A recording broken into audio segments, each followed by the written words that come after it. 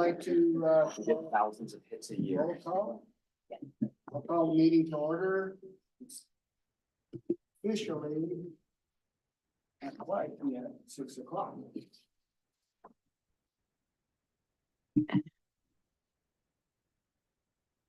Eric Dowd. Kim McGee. Here. John Williams. Here.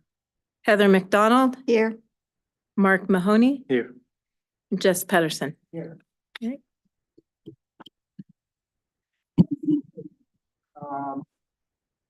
Did you all have a chance to read the minutes?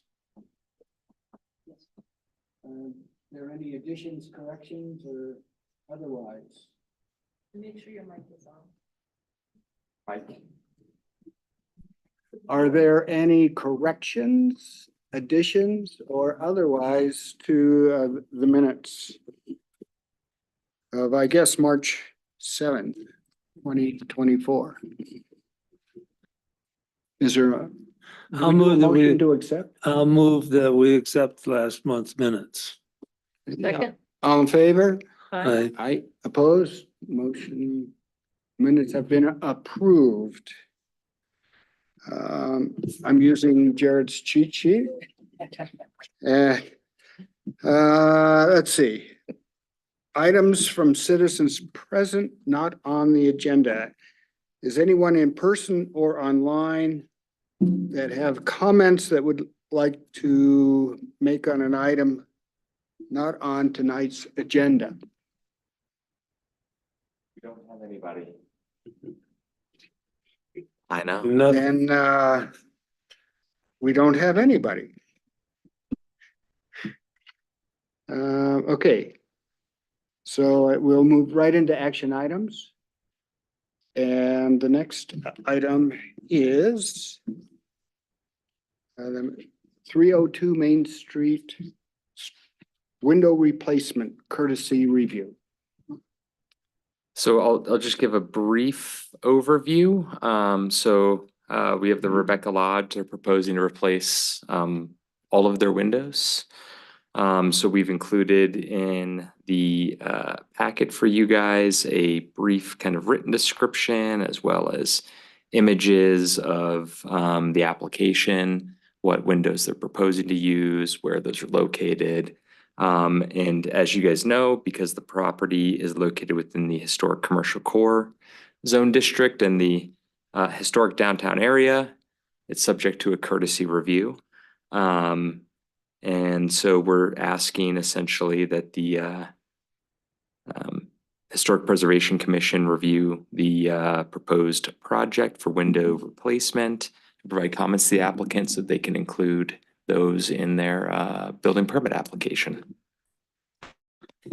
We're happy to answer any questions y'all might have. Otherwise, I'm sure. Sounds good. I'll have to go back and report back to everybody else. So I'm just gonna take notes while we're speaking, but if there's questions, or do you want me to do like a brief summary? Well, introduce yourself and just tell us your role. Okay. and turn your mic on and move it to you. Red. Get the red button. Okay. Yeah. There we go. Yes. Oh, success. My name's Kate Schwerin. I'm a Rebecca at the Rebecca Lodge. We desperately need to switch over our windows. Most of them don't even open. And so this year we've gotten two different bids, one from Renewal by Anderson and another by Pella Windows. And so before we commit to either company because of their processes, I thought it would be best to go through the review now before we choose whom we're going to go with as opposed to it going through after they put in the permit for the installer puts in the permit. So I'm just trying to get ahead of it. We're also open to any comments about if there's recommendations about which company, if anyone's heard anything, we're always open to that. We can only trust reviews so much. So it's helpful if people have actual experience. That's about where we're at. We're very close to being ready to move forward with one of these vendors. And then our lead time is anywhere from 2 months to 4 months. So as soon as this review has any recommendations, then we'll move forward. And that way we can install during a warmer time period. Oh, I should also mention, most of the windows, it's, I think what you would call a 1-for-1 replacement. We're not planning on changing the exterior in any type of way. I think the only thing of note that wouldn't be, some of the thicknesses for the frames might look a little different, but not really. I mean, it's kind of like what Dinkle did, really. We're not looking to change the look of the building. We just want functional windows. Yeah, it would be nice. I think, Kay, you have Yeah. a couple items you wanted to add? Yeah, I did want to just point out, I kind of walked by. There are aluminum frames on the upper windows. So in the packet, there was a preservation brief talking about aluminum windows. Something to keep in mind is that aluminum windows weren't prevalent until after World War II. So that's one line of evidence that suggests that these windows are not original to the building. Sure. The other is that the first floor, smaller windows are double pane windows.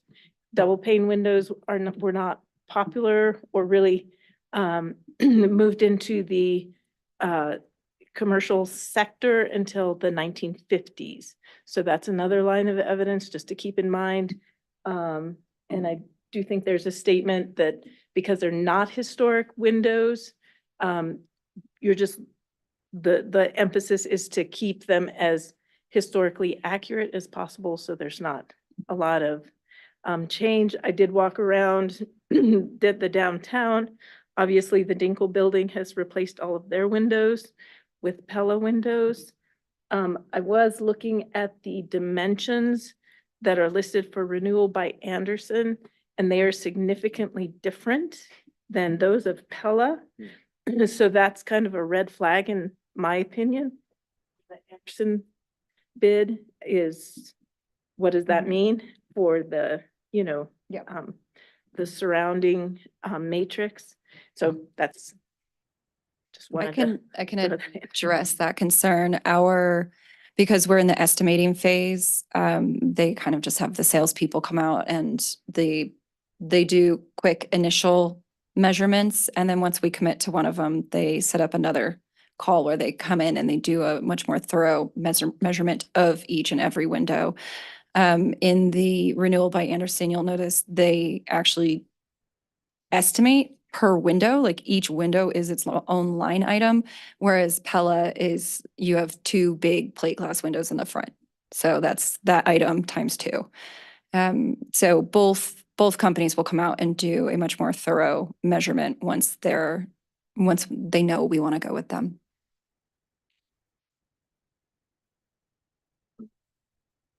They're both providing custom sizes, aren't they? Yes, yeah. And I also, with what Kay was saying, none of our windows, so if our windows were original, I would expect some of them to be flowing and none of them have any movement whatsoever. So it makes sense that they're actually not original to the building. And I'm sorry, Jess, what did you just ask me? Did I answer your question? Standard sizes versus Yes. custom size. Yeah, everything's going to be custom size. Downstairs, we're going to use casements, except for over some of the transoms will be awning style. We'd like the 2 big front windows to open. We are a thrift store and there is always a certain aroma to that. And so it would be really nice to get some airflow.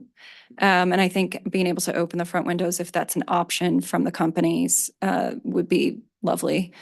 But even then, I think like how it would look, it would still have that pane down the middle. I'm not sure if you guys are, like, if you have it in your memory, but that big front window is actually 2 large pieces with a pane in the middle. So we're still kind of keeping in line with the upper one. It just won't be on the same exact plane.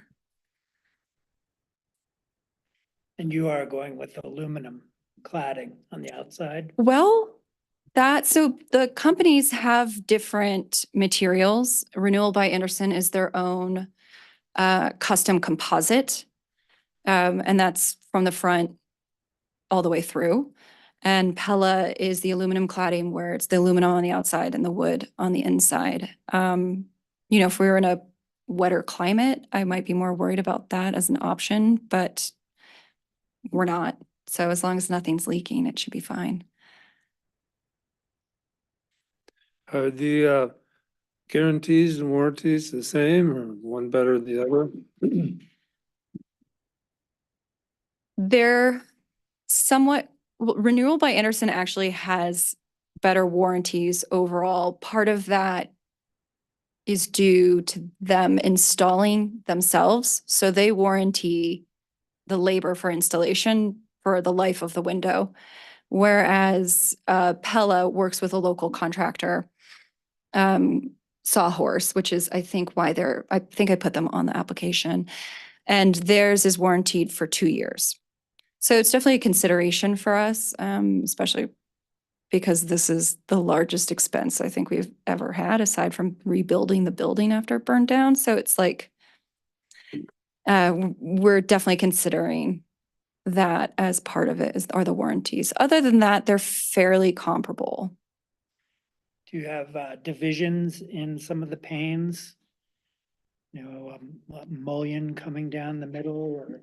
Only on the front windows. Everything else is usually like just one big piece. Yeah. So the front windows that are the half circles, those actually are divided as well into 2 pie pieces, I guess you could say.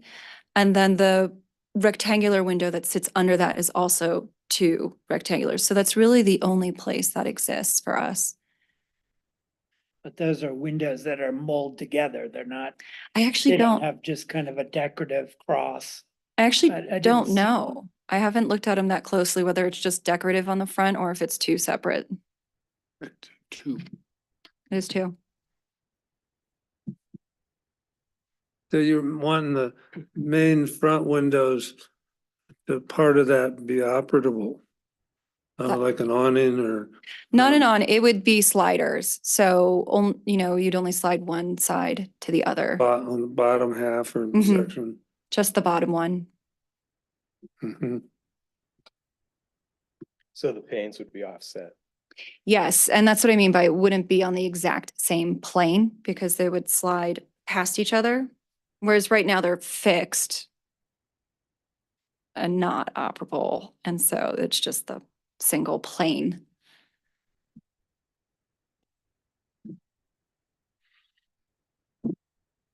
Have you considered just restoring the front windows? Because we weren't buying them this at noon. And they seem like they're intact, whereas the other windows are kind of falling apart. I think they're probably like that because they don't move. But yeah, we're also hoping to get a little bit more R value out of modern windows as well.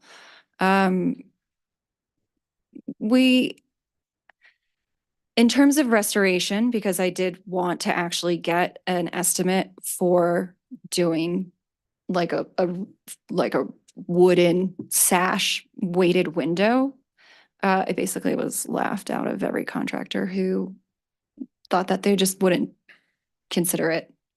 Like doing custom windows where you have that weighted sash, because they do make On those the again. single hungs. Yes. Okay. Yeah. So we didn't really, the cost of doing like full, like real, I don't know how you would call it, like an authentic recreation of one of those windows was just astronomical. And I had very little interest from anybody who would even want to take that job on. And if they're not that way now, you would have to create a pocket next to the window Yes. for that. Yes, weight I mean, to our travel. upstairs ones have the weights. It's just most of the lines are rotted or the wood in the window itself is rotted. Like 1 or 2 of them are screwed shut. Yeah. So if we're on top of just functioning, we're hoping for better R value as well. It's a large space to heat and cool. But you could create basically a storm window for the arched windows, right? You could put a piece of, or multiple pieces of glazing inside the, Potentially. I think what but part of the idea also of just doing every window is it will look the same. And we will know when they were all replaced. Ideally, we could do the doors as well, but I don't know if that's going to be economically feasible.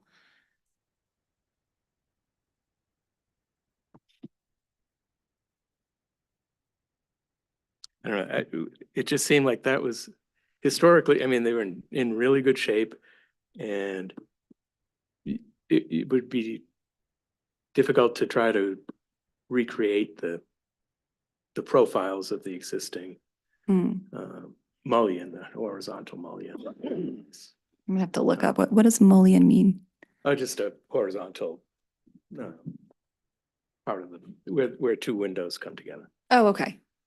You're gonna learn all those terms. Like a pane. And I think having a slider and having the two panes of glass offset is really I think like a double casement might be a better option, just so we give that feeling of it being two fixed pieces of glass next to each other. And Mhm. they would just have a better read from So they'd Main open Street. out. It'd open out. That was what I. That's what the I height expected might be you an guys were issue gonna with do, that. I wouldn't know if we'd hit some taller people in the head. Yeah. Because it does open, it would open to the sidewalk. Turn in instead. You got the choice going out. Goes out and comes in. Might be better to get them coming in and just to don't passerbys don't. Oh, yeah, that's an issue. Does that top transom over the doors open? No, it used to at some point. And also, if you look at it closely, at some point it was broken. Someone just stuck a piece of glass up there and taped it. Oh, yeah, I see that tape. Yes. I was just thinking that Yeah. might be a good way if it were two separate Yes. windows. yeah. Yes, so yeah. that one, I think one of the companies can make it a slider and one of them can do two awnings. But one of the reasons we went with casements on the side is the thickness of our building is quite deep. And because originally we wanted to do the awnings, but the awning wouldn't actually reach that far past the outside, the exterior of the building. So then we just switched to casements. So that the point of opening them would actually be there and be useful as opposed to replacing the windows and not having airflow.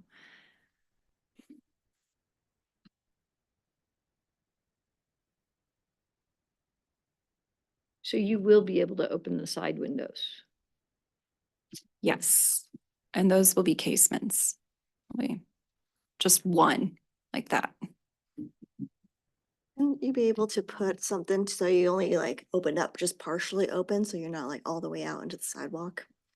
Oh, you mean for the front ones? Yeah, so that you can have like just enough for airflow to come in and just not like hit anybody that's walking by.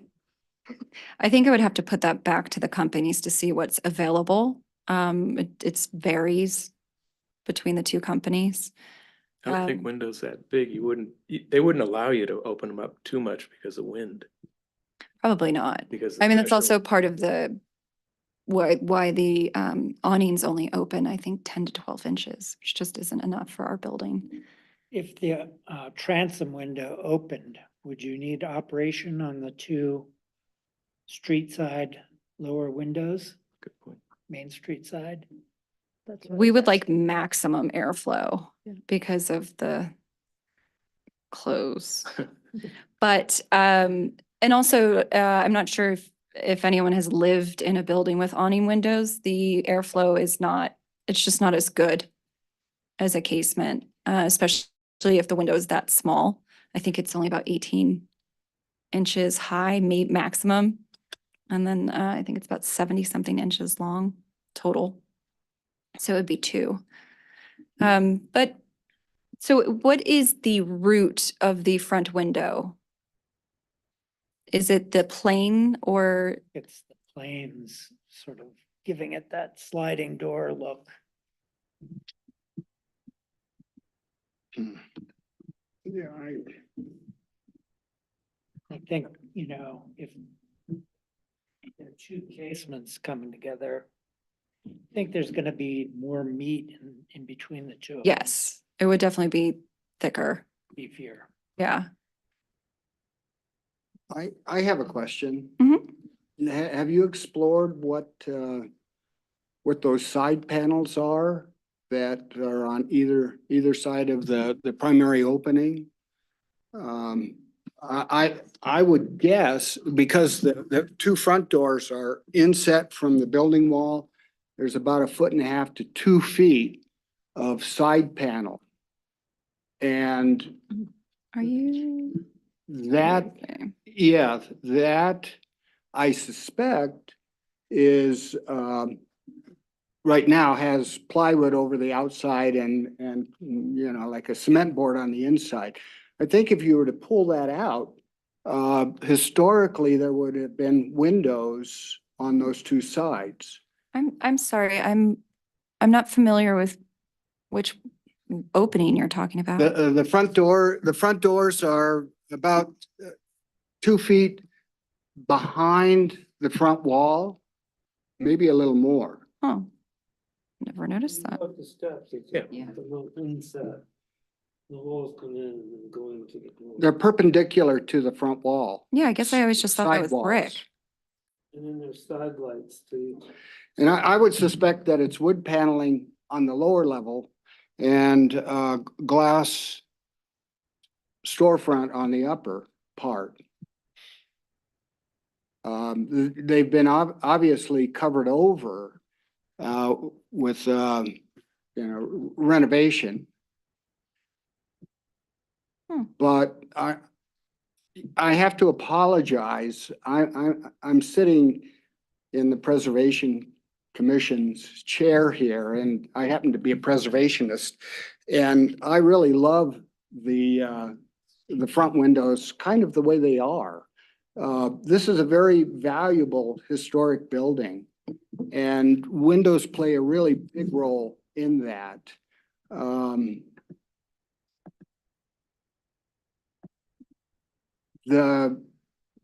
I think that the front windows really need particular attention, the storefront windows.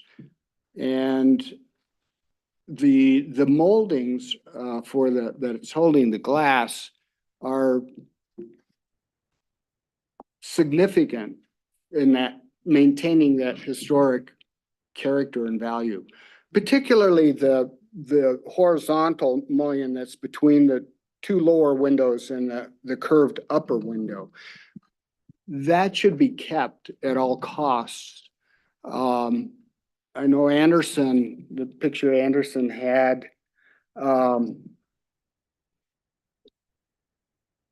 removes that and has a kind of a factory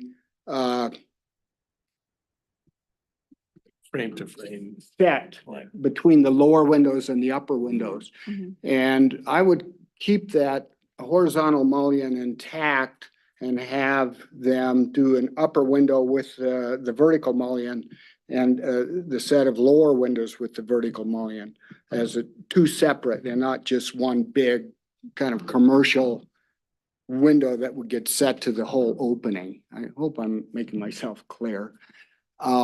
So you'd want to keep it 4 separate windows, 2 pie pieces. Well, two and separate two- window, Yeah. yeah. 2 It's pie like- pieces and Yeah. 2. Vertical is more of a division. Yeah, Yeah. the vertical mullion could be fake.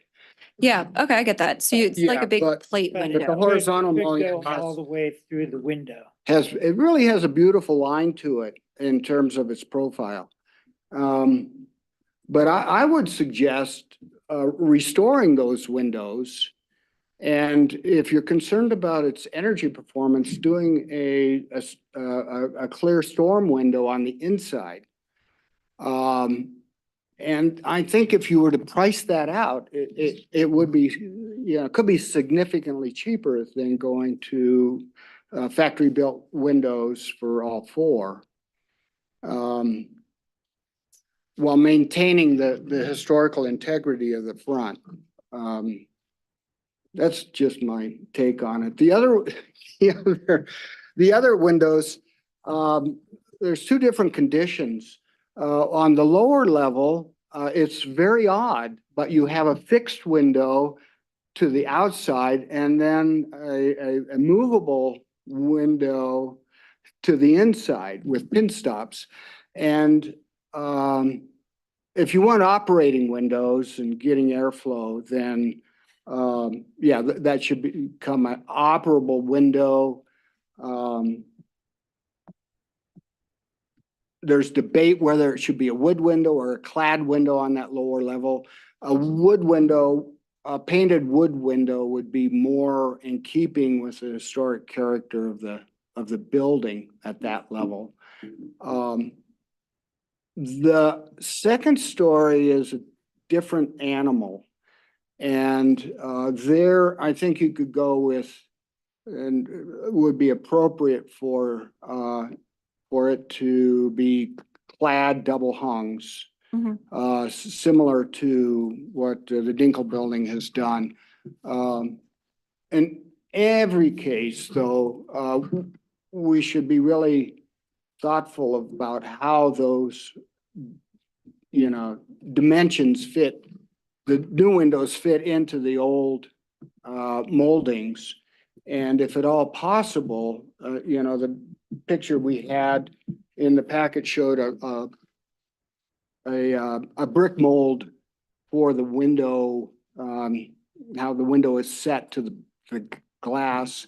It'd be great to keep the old moldings and eliminate the brick mold on the new windows and just have them really tightly set to the old molding and wood surround. So those, the devil's, no, actually Mark said that God is in the details, not the devil. And, it really should get looked at by somebody who's really, I'm not that knowledgeable in terms of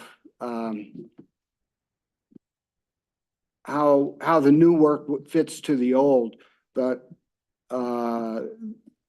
it is critical that it be done in the most thoughtful way. And having some advice so that we maintain as much of the cultural heritage for that building as we can, I feel is important.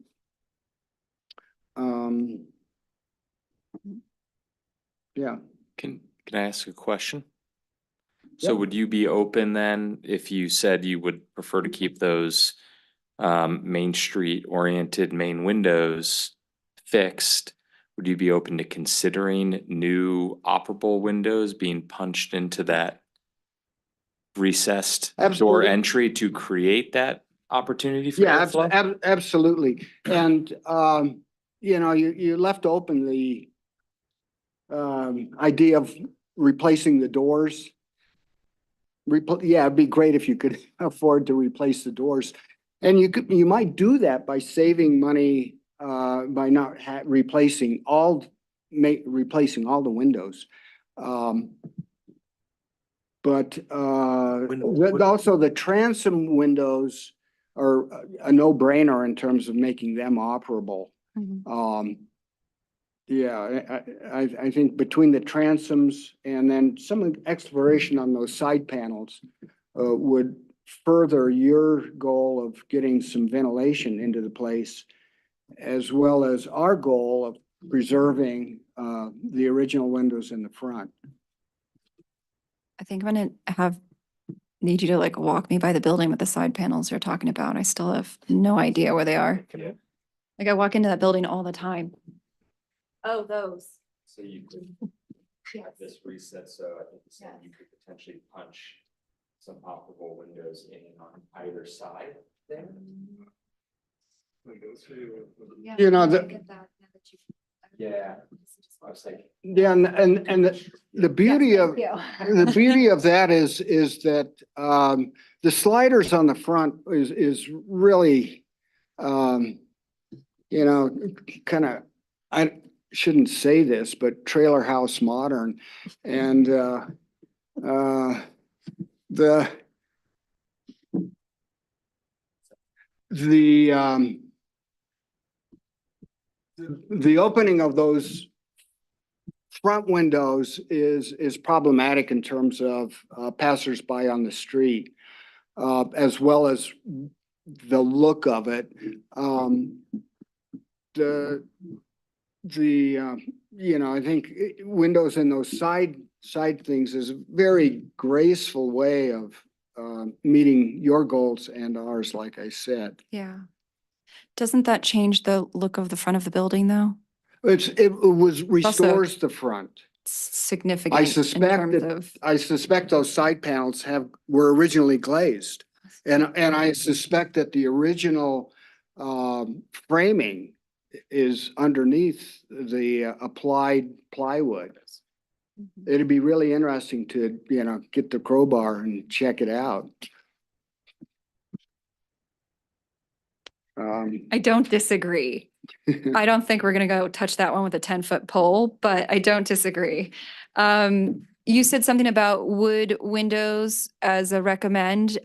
Do you know a contractor who would actually like to do those? Because I would be Oh. happy to get an estimate One, for that. I Wha- was looking to try to get someone to do it before, What- but no one s- would. speaking of contractors, I actually just got a quote from Sierra Pacific.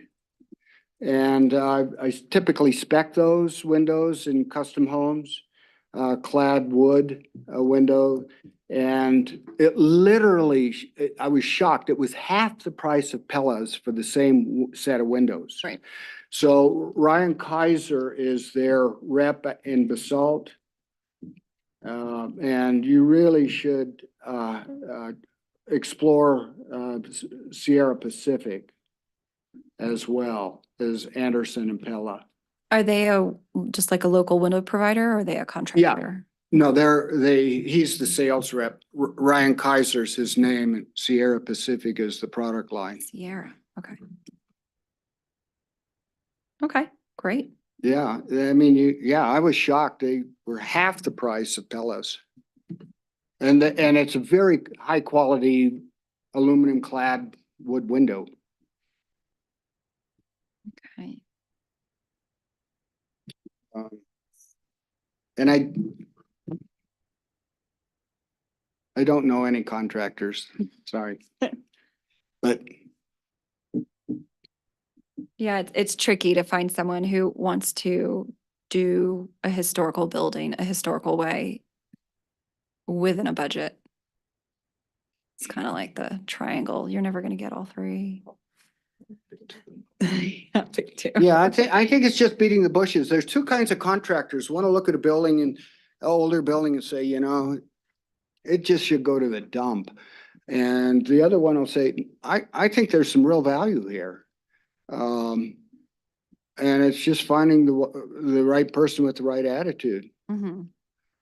Um, Yes, we don't want to change the look of the building. We're just limited in who will do it and how much money we have.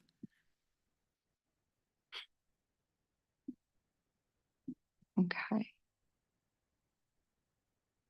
Can I answer any other questions? So you're planning to actually have all transom windows open so that you have the airflow all the way from the back area to the front? Yes, although all the transoms we have will open. There'll be awnings. And there's only 3. So, I mean, it would be great if we had some windows on the southwestern side of the building that could open too. But as it is, we only have 1 window to the outside on that west side of the building. That will, or maybe 2. There's 3 total, but one of them is in our fire escape. So, yeah. we're so just do trying to you own open the all the windows. property, that lot, empty lot next to the property? Yes, that belongs to the Rebecca's as well.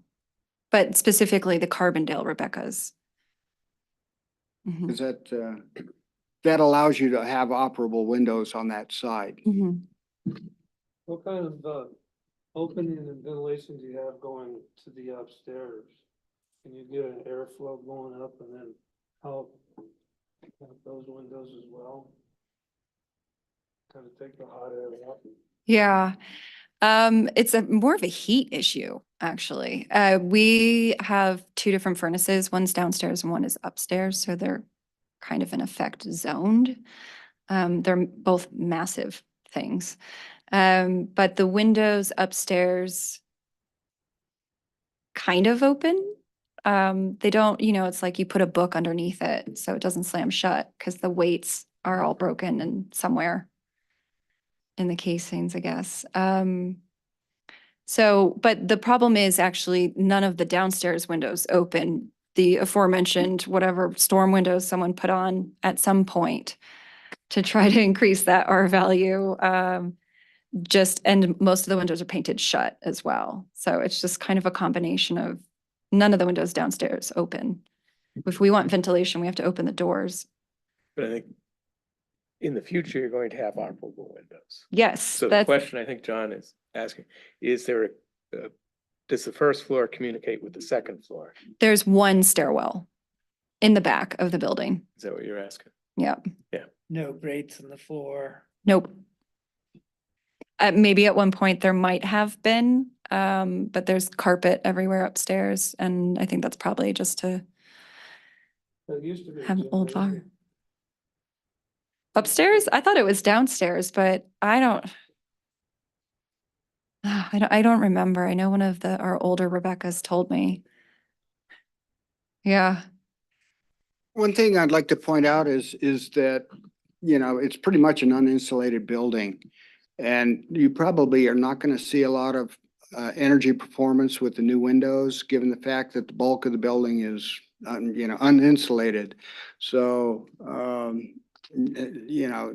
money spent on insulation at some point would be money well spent. And, you might get clear somebody, if you haven't already, do energy analysis for the building so you can get a real handle on the most cost efficient way of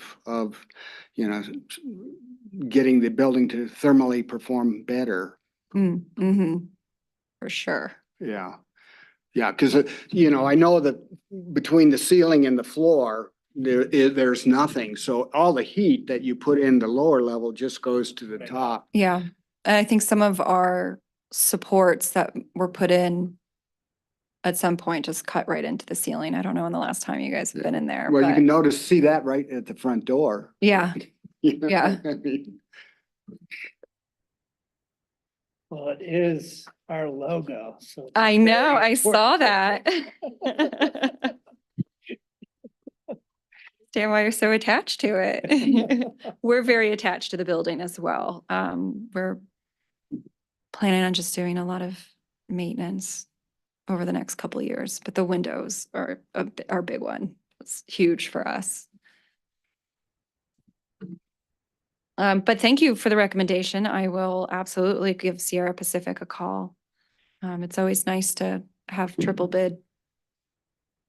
Well, I would suggest that if you get a little more specificity into the direction you're going and you'd like to get a little feedback from us, you're more than welcome to, use us as a resource to help, those points where you're having to make decisions, Mhm. because we're on your side.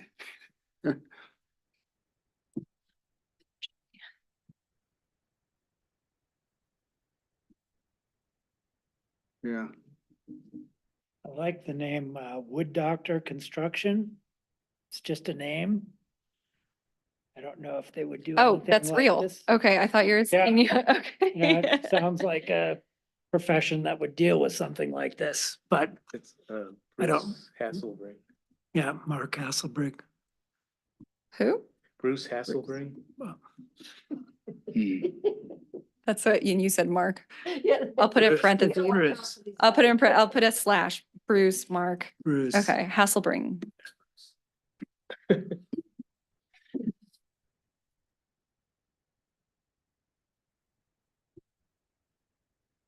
Okay. Is there anything more from anyone? Do we discuss colors at all? No. I don't know. I think we're just thinking white. We're not very creative in that regard. Mhm. We're like, oh, it's already white. Let's just go with that. Does Anderson offer a white, They do. the fabrics? They do. Okay. I think if anything, we wouldn't go for like a titanium white. It would be like a slightly off, like warmer tone versus like a cool Yeah. ultra white. Green has been mentioned, like I think down the street. We're definitely hard against the red. Hard no to that. But I think it'll probably just end up being white. I don't think we're gonna get too creative. Also, those, while some of them are, I think the aluminum clad might be paintable. Not that we're ever gonna want to do that. That's great. Neither of them are really paintable, Yeah. and we don't wanna have to paint Mm. anything.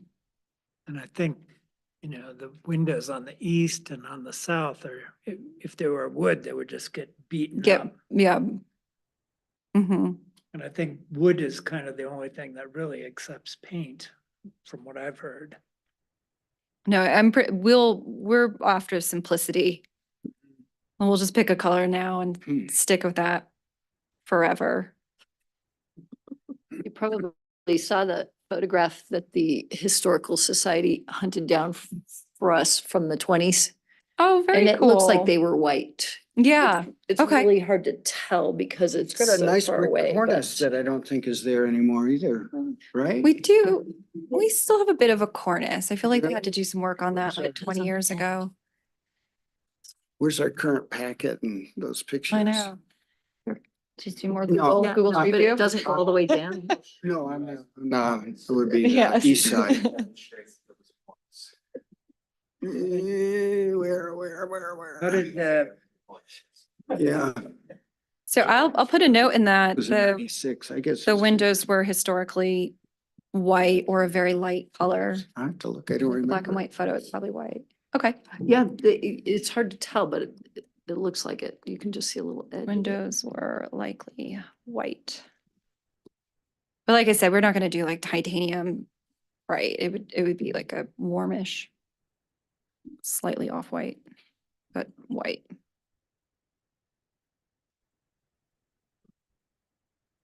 Well, okay, well, thank you for coming in. Yes, thank you for the suggestions and Yeah. it's good food for thought. Like I said, it's a big deal for us, so we're not fast on. We're also ruled by committee, so nothing happens fast. Seems like our biggest point was The we front. all really love those two front windows and hope they don't change. Yeah.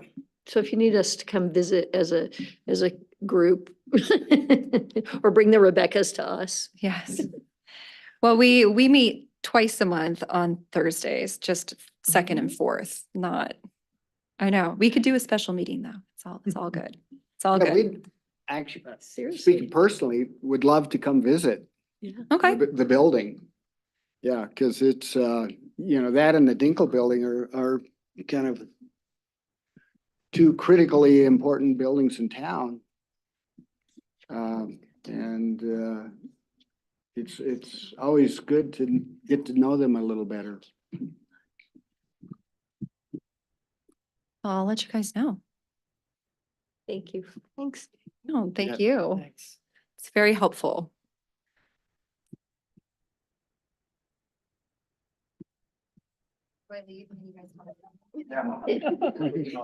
We talk about other You can, boring You can use stuff, it not you. later. All right, well, thank you. It was very helpful, especially for the recommendations. Appreciate it. It's feeling very limited in our options. Good to know. Great. Have a good evening. Thank Yeah, you you too. too. Yeah, thanks for coming in. You have any good stories about that building? I don't even think it's haunted. Honestly, But honestly, I've been there alone, like pretty late at night, just getting stuff done, and it doesn't have any like bad juju or anything. How did- So, How did you get into the Rebecca's? How did that all happen? I was living in Colorado Place and I needed some random household thing. And I happened to be home when the store was open, because we're only open 16 hours a week. And so I walked in and they, the universe provided, they happened to have this random thing, and I inquired about volunteering at the store, because I like to volunteer. And then after I volunteered for a while, I was like, oh, it's Rebecca's. I think someone in my family in the 1800s was an odd fellow. And so I just joined. And I was like, yeah, they were very flexible to my work schedule. Yeah. I think at the time, the average age of the Rebecca's was well into the 70s. We have a couple ladies that are in their 90s and definitely multiples in their late 80s. So it's So pretty there's great. Sure, there's some good stories. It's great to hear them talk about, because a couple of them, Sally grew up in Marble, she's 87. Yeah, so it's really interesting to hear them talk about the valley and in general, just Carbondale. Ann Samuelson is it has been a Rebecca for a while now, and she's had her hair her whole life. She actually don't even know how old she is. She's not terribly old, but like, you never really know. Everyone's so strange. It's helpful. But that's, yeah, kind of how that involved. Well, we want to know when you're going to reinstate the Odd Fellows, quite frankly. I mean, what happened there, but it sounded like they were misbehaving. No kidding. So I think that's entirely up to whoever wants to be on fellow. It's a lot of work, actually, even just to keep the Rebecca's going. So I can imagine why groups like that are having a very difficult time now. Also, some of the rules are a little bit rigid for the way people live now. It's a much different way. Some of the rules are decades old, and we just live so differently than one of our Rebecca's has been a Rebecca for 60 some odd years, like from the time she's been a Rebecca longer than I've been alive. And like from that time to now, the way we live is very, very different. So when she joined, it was even more different. And it's just, we're trying to figure out ways to modernize, and that's just, it's like any large group. It's just a little slow going. Testing it here and seeing if that works. And if it doesn't, we try to test it over here. Just figuring out a way to keep it going. Yeah, because it's important to us too. You guys do good work. Thank you. Yeah, take care.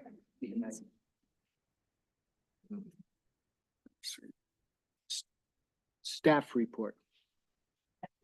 No. RFP. The Oh. RFP. Action item. Draft RFP. So we have put together. I'll say that again, so I'm on the mic so you guys can hear over there on the other side of the room. So we put together a draft RFP for the design guidelines.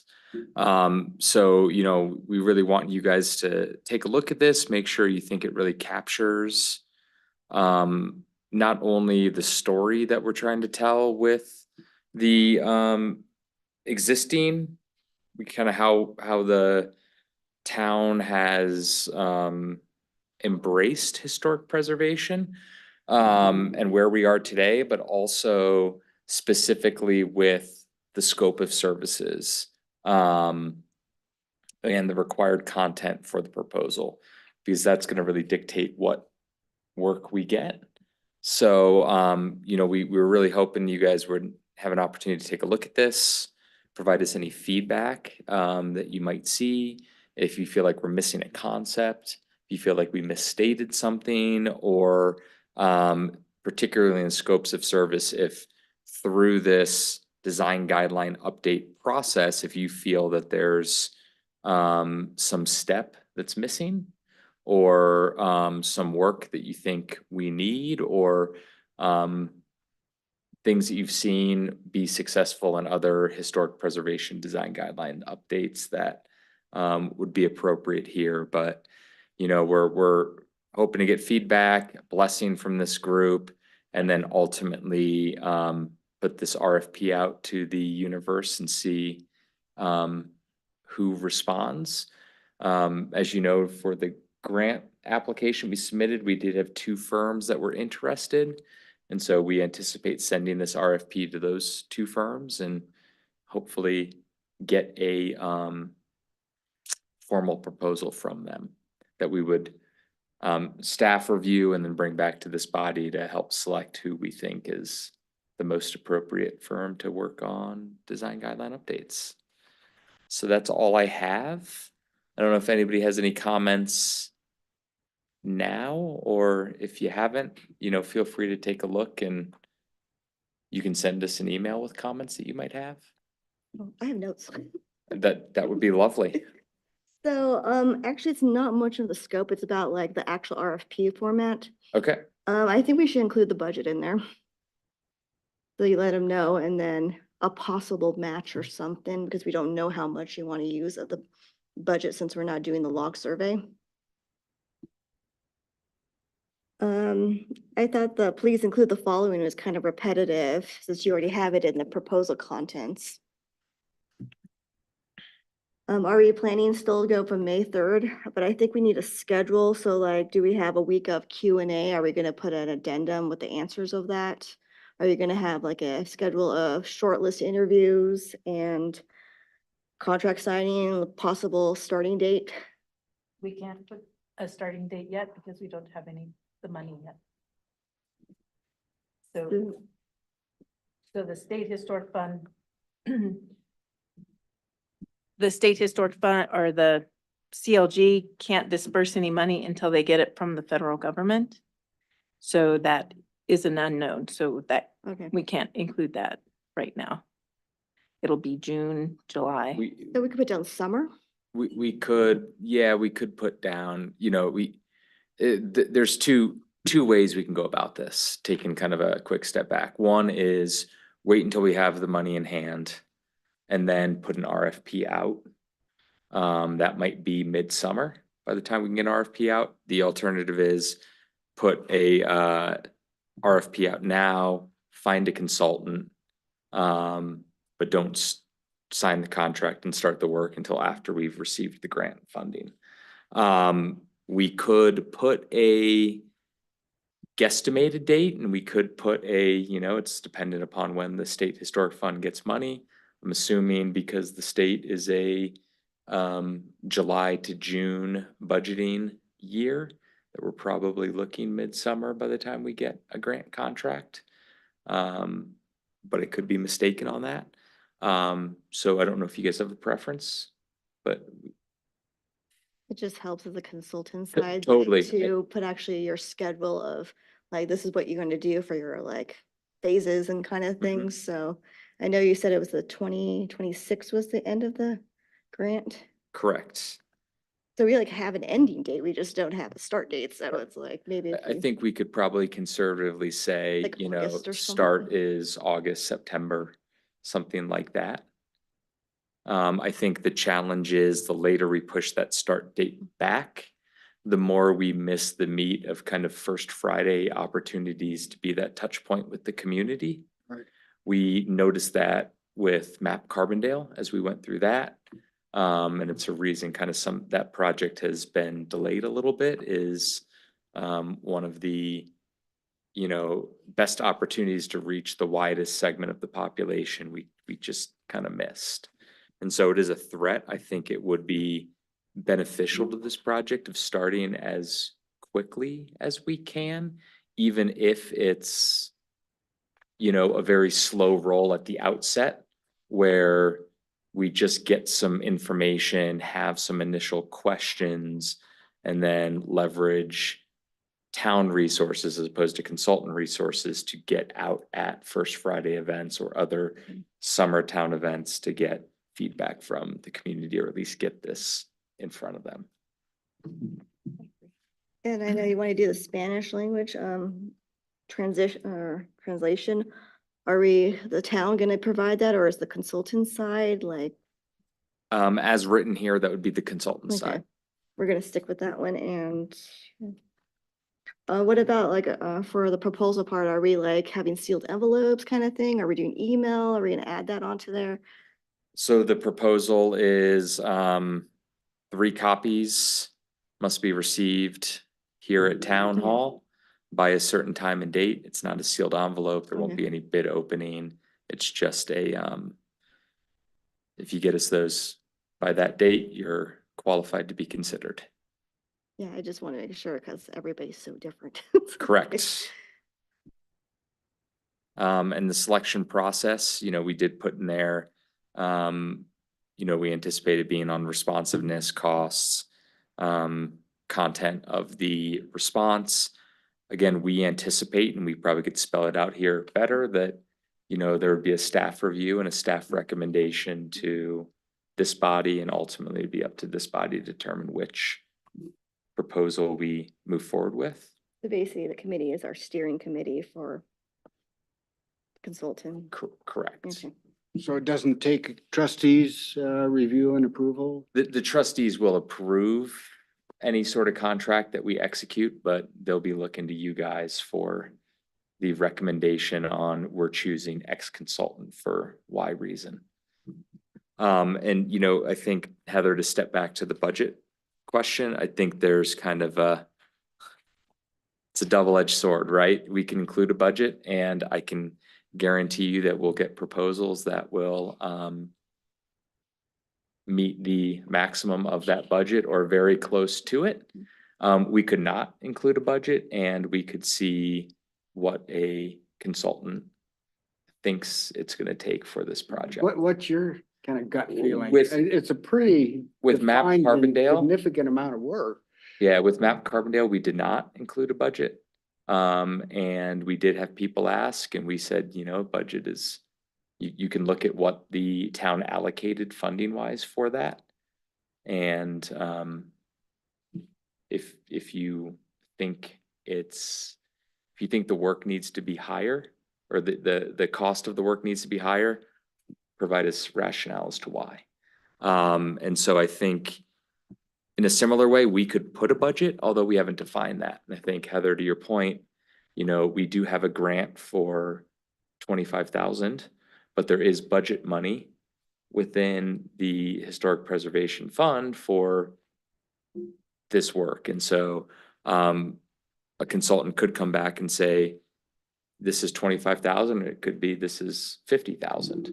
And it's really up to this board to determine if you guys want to allocate your additional funding to do the work, or if you want to change the scope and things like that. And so, I think there's a little bit of we don't have a truly defined budget where we know what it is.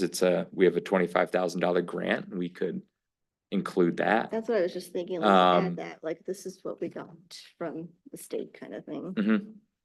We could at least do that, and at least it puts, I guess, within a ballpark reason. And let the consultant come up with whatever they want to do.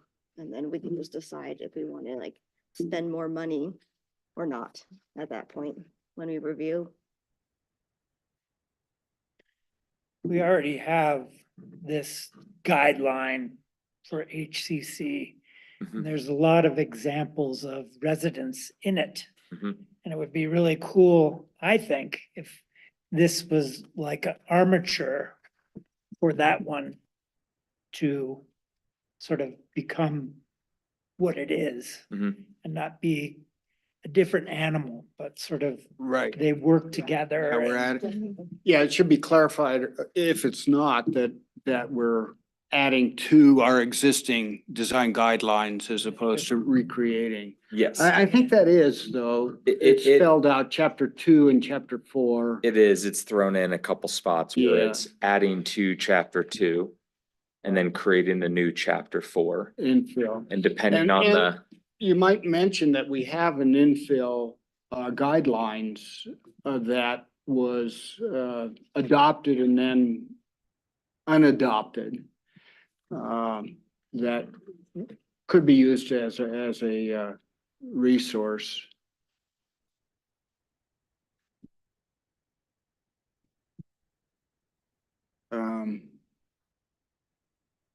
I mean, it doesn't really get into what we had hoped you were gonna do, Jared, which was work on chapter 16, you know, our quagmire. But, So it does, we do put on the consultant here that they need to identify and recommend updates to the UDC. I wanted to be respectful of the cost of this project tell me, because I Yeah. know that doing code amendments will not be cheap. Yep. And so I figured if we said it's up to the consultant to say to better implement residential design guidelines and the OTR, here's an area that you could update, here's the type of things that you should be looking to update, then that can at least give town staff that kind of directive to say, okay, we can do that update and not have to pay a consultant to do that. yeah, no, I Um, got it. but with that being said, I would love to pass the work on to a consultant and have them just do the whole thing soups to nuts, but I don't know if you know, if there's the financial capacity to grow the work to that amount. And there's also a very firm deadline. So when you work on code amendments, those can morph. So, I mean, this has to be done Mhm. by June 1st of 2026. So I think having code amendments as part of this package might challenge that timeline. Yeah. Yeah, got it. I had a question. Your required meetings and the kickoff meeting states you would be present and then a state preservation specialist. So- Who is this person? So that's part of the requirements of the grant, is that we meet with our state historic preservation representative so that they kind of understand, here's our consultant, here's the process we're going through. They can ensure that the process is adhering to the grant. And so that's really that first kickoff meeting. And then the second kickoff meeting that we identified is really with staff and the Historic Preservation Commission to focus on the work that needs to be done, Yeah, not kind of the grant side of things. okay. Plan it for the same day or like morning with, We could, I think it depends, you know, it's really kind of reaching out to, as we get the grant, reaching out to the state historic preservation representative and really understanding what they want. That first kickoff meeting could be a 15-minute call type situation. Yeah. And so, yeah, it could happen at the same time. I mean, do we need to get our act together? In terms of what we're gonna be asking for, in terms of language, specific language and, I know that, you know, our little group has talked about language, changes. And do we want To the design guidelines or to the UDC? or both, either or both? You know, I think with very specific language, I think that would be something that would be appropriate to say at those kickoff meetings or very early on in the process, sharing that with the consultant. But if there is specific topics that you expect these guidelines to address, I think it's very helpful for the consultant to spell that out in addition, you know, in the update portion when we talk about chapter 2 and chapter 4. Right now, we're just saying develop a new chapter 4 to address preservation in the OTR zone district. But if you want to say it shall include at a minimum guidance on you know, architectural elevations facing the streets, materials, building scale, if there's very specific topics, I think a consultant would greatly appreciate that because they're gonna then be able to fine tune their proposal back saying, oh, I don't have to surface all of these topics with the group. They kind of already know that these are the broad brush categories that we're trying to focus on. And so all I have to do is start digging into what is the architecture we're trying to promote? What is the scale of buildings we're trying to save or promote? Not should we save or promote scale of buildings? And I think one of those that we've talked about was developing the language for ADUs and opening up, this is a zoning question, but opening up lots that currently are too small to have ADUs built on in exchange for a deeper level of review. I mean, do we want to go there? But certainly secondary structures to primary structures is something that our infill guidelines should address, and the ADU issue, falls in that. I mean, right now, we have, some language that talks about attached versus detached ADUs, and, I'd like to see that loosened up. But I also feel, there's a lot of lots that could handle an ADU that right now are not allowed an ADU because of their lot size. So as it relates to historic preservation and as it relates to historic preservation, yes, this consultant can answer that. As it relates to whether an ADU can be built on a property as an attached or detached, just as a general, is this permitted here versus there in this zone district, this consultant will not be addressing at all, period. So as it relates to guidelines for design and preservation and additions to structures, if there's a certain factor that would come into play where it would be different if the structure is designed, if the structure would be designed differently if it's part of the primary house or if it's an ADU, then yes, that could work. But this consultant won't say, well, in residential or in OTR, we think detached ADUs are appropriate, not just attached ADUs. Or in town, we think ADUs should be allowed to have 2 bedrooms or a maximum of 1,500 square feet or anything like that. None of those will be part of this conversation in any way, shape, or form.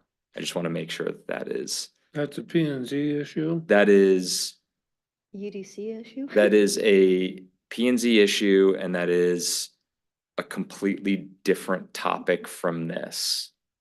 That has and we can get to it later, but has a wide range of state impacts on that conversation, and the town is not going to address those into the state until the state figures out what legislation will or won't be passed related to ADUs. So, there has been 4 different bills related to ADUs in the past 2 years, 2 currently on the floor. And so we will not be touching ADUs until the state says something. So we won't waste our time if the state says, no matter what you just did, doesn't matter, we're going this way. So, so I just want to make sure that's kind of understood. And so I think if ADUs are a concern within Old Town Residential Zone District, how you put that in this scope of service and how it relates back to what's in the purview of the design guidelines, I think that is appropriate. If that makes sense, it's kind of a fine line between the two. Did that answer your question in a very yeah. long-winded, Oh, yeah. roundabout way or direct? Yeah, no. And it's not saying that I don't hear and understand Yeah. your guys' perspective. I do. And it's not falling on deaf ears.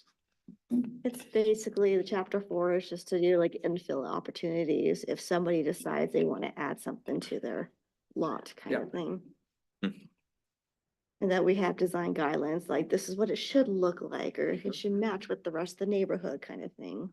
And if there's components of those that you want to ensure a consultant is responding to, it would be appropriate to add it to this.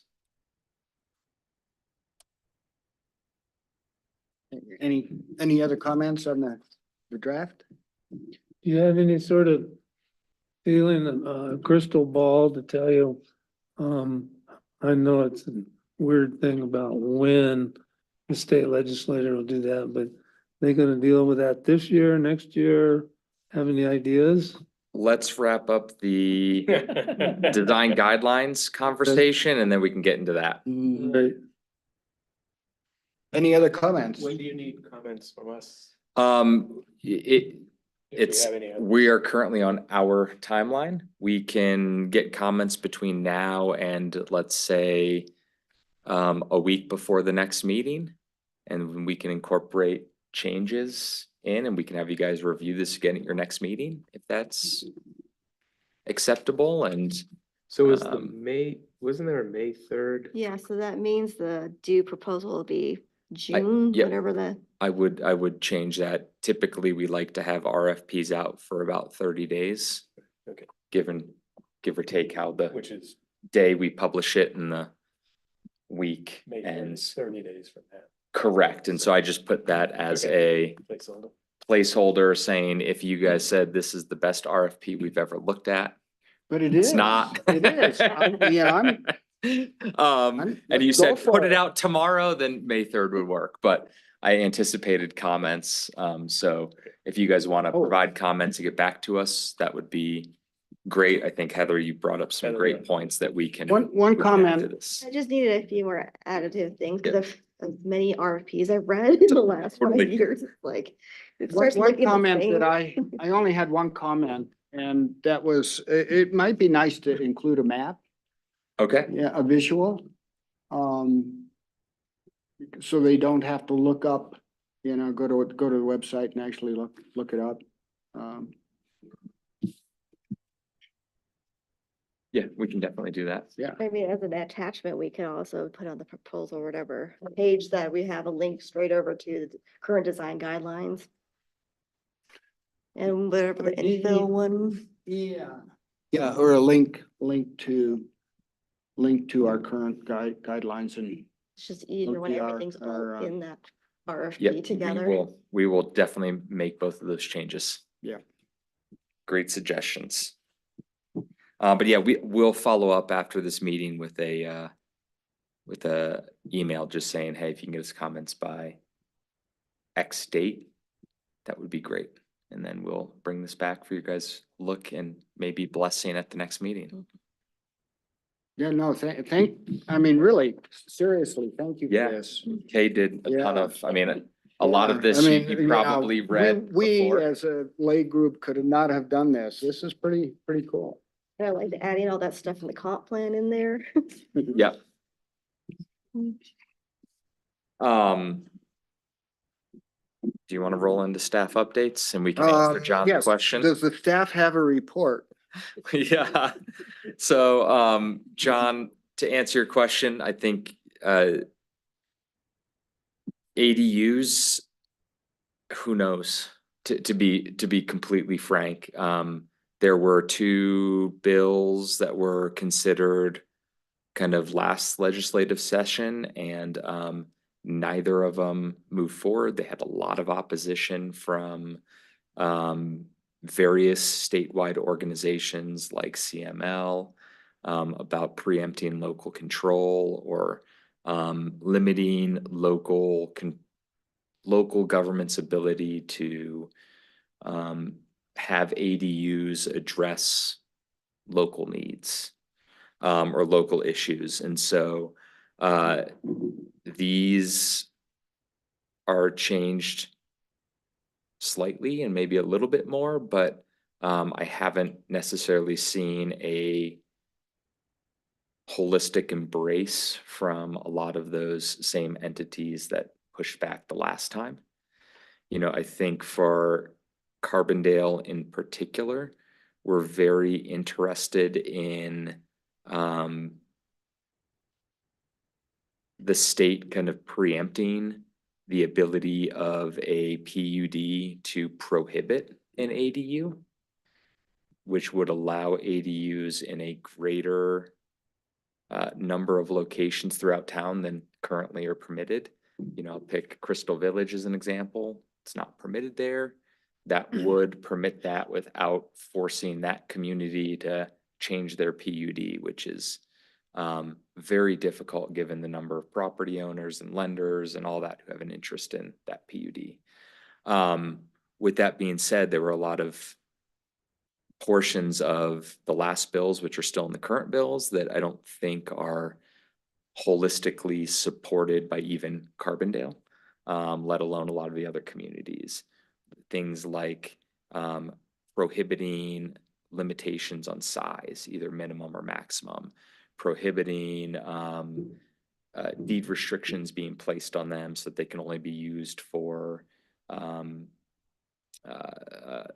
locals housing versus short-term rentals. And I don't know exactly where Carbondale stands on that, but there's a lot of those types of issues that are kind of forcing some more of the community or the municipality pushback at the state. So yes, I think the state is very interested in moving something forward, but I think both of these current bills are probably a bit more on the uphill battle. So I would think or my guess would be unless there's some modifications to it, these might not pass. But I wouldn't be surprised if the state comes back right after this in the next legislative session and tries something different. I think there's a push from our current governor and the state legislature as a whole to say, how do we help communities attack their housing crises by allowing greater variety of dwelling units, and ADUs are kind of that residential unit du jour, if you will. Cool. Does that answer? Yeah. But I think it would be a waste of town's time if we said, we're gonna write regulations that say you can do attached or detached, but you have to be considerate of a historic structure. If the state's gonna come through shortly thereafter and say, you can't make that requirement. Someone could just put up a attached or detached ADU on their historic structure and you have no right to say anything unless it's a National Register unit, as an example.